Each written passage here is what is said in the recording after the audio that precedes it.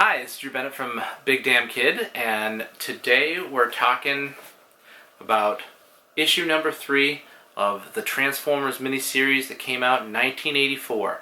So you can see here on the cover that Spider-Man is guest starring in this issue.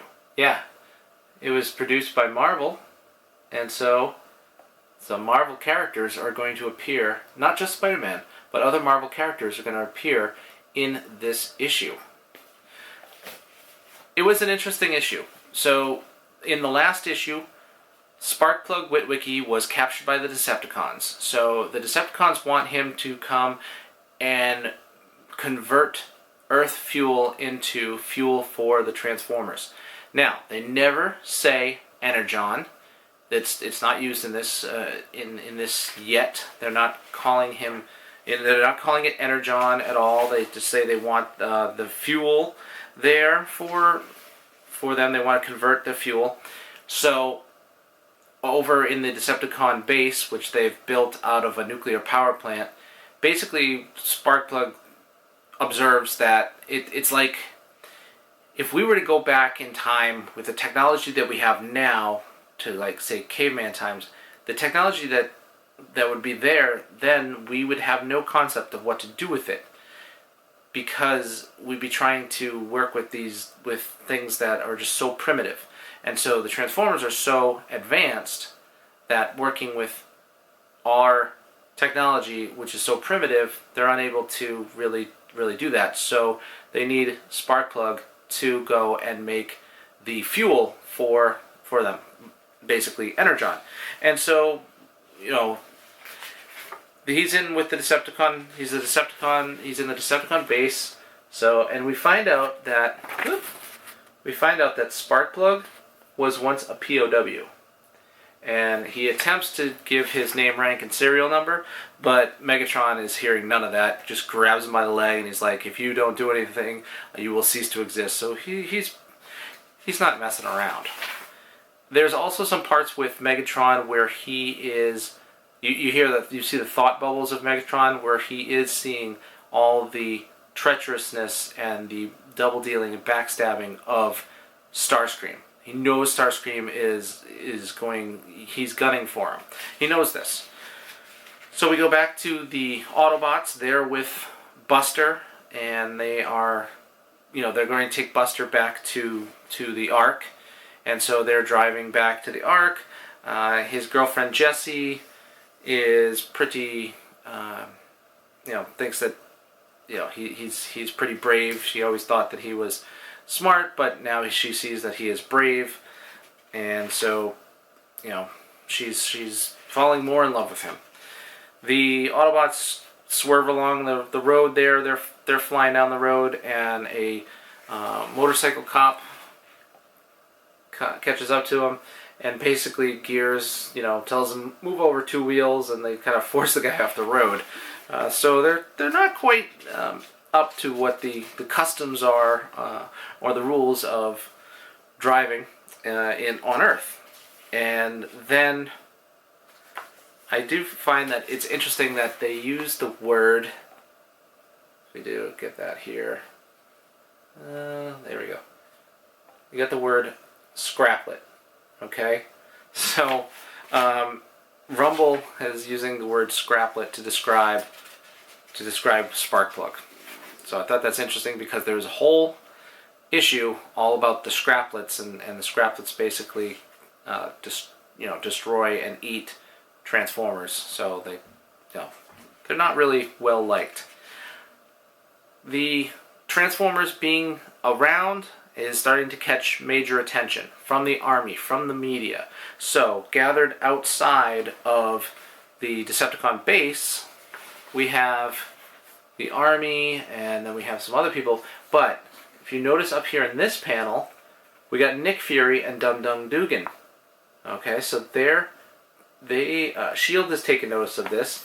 The bottom panel here, the White House has taken notice. They think it's Russia. Russia thinks it's the U.S.'s Star Wars program. There's a few references to Star Wars in this issue. Actually, someone who says, comes in. That's Buster's friend O. Says something about there being rejects from a George Lucas film. Yeah, where'd all these rejects from a George Lucas film come from? So, another reference to Star Wars. In addition to Nick Fury and Dum Dum Dugan, we also get Joe Robertson from the Daily Bugle. So Joe Robertson's there as well. And, probably more famous than anybody, what we saw in the cover is we get Peter Parker, Spider-Man, and he is in his symbiote suit.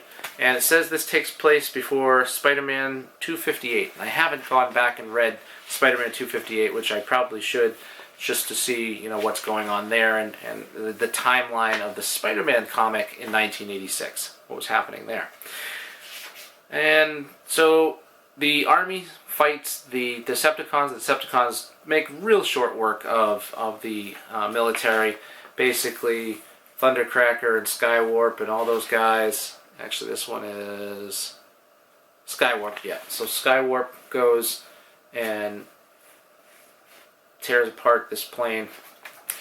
And we find Gears, he's on his own, and Gears catches up with Spider-Man. Spider-Man notices Gears, and he kind of hitches a ride with him. So it's kind of an unlikely duo because Gears is a wicked grump, and Spider-Man, he's all talk. Actually, Gears even equates Spider-Man or compares Spider-Man to Blue Streak, saying that they like to hear the sound of their own voice. So the two of them break into the Decepticon base, and they break into the Decepticon base afterwards. First they meet, okay, and then Gears brings Spider-Man to the Autobot base, and he meets all the other Transformers. And Optimus says something about, your tales, I'm sure your tales are exciting, we could hear those at another time. And Spider-Man talking about, he's had stranger team-ups. So, at least they didn't, start fighting when they met, which is a regular comic book trope where the heroes end up fighting each other when they meet first. But that didn't happen, so that's good. And let's see, as we go further along, so Spider-Man stays with Gears. Spider-Man is actually pretty strong because he catches Gears with one of his webs. So that's some pretty strong stuff, and he's able to bring him up into the Decepticon base. So when they get into the Decepticon base, they fight different characters. So Spider-Man versus Ravage. Let's see if we can get you there. Alright, Spider-Man versus Ravage. And then Gears knocks him out in the next panel. Then they catch up against Soundwave, and Spider-Man distracts Soundwave long enough so Gears can punch out Soundwave, which I don't think that would really happen too much. Gears is a tiny guy, although he is kind of strong. He's not as strong as Brawn. Then they tangle with Megatron, and Spider-Man takes Megatron, puts him in a whole bunch of webs, and Megatron rips out of those webs easily, blows a hole into the floor of his base. Spider-Man and everybody else falls down through it. Spider-Man then saves Sparkplug, and he saves Gears. They go back to the Autobot base, and actually doesn't save Gears. Gears actually crashes, and Spider-Man thinks that Gears dies. But Gears is not actually dead. He is, he just be put back together, apparently. There's it's kind of vague as to what Optimus is talking to him about that. And then we end on the cliffhanger that Megatron got what he wanted from Sparkplug. And Buster's, say it ain't so, Dad. And these giant robots are gonna squash you like a bug. You kind of got to do what they want. So unfortunately, now the Decepticons have a way of refueling. Luckily, the Autobots now have Sparkplug, and with Sparkplug, they can get their own refueling, we'll see in episode 4.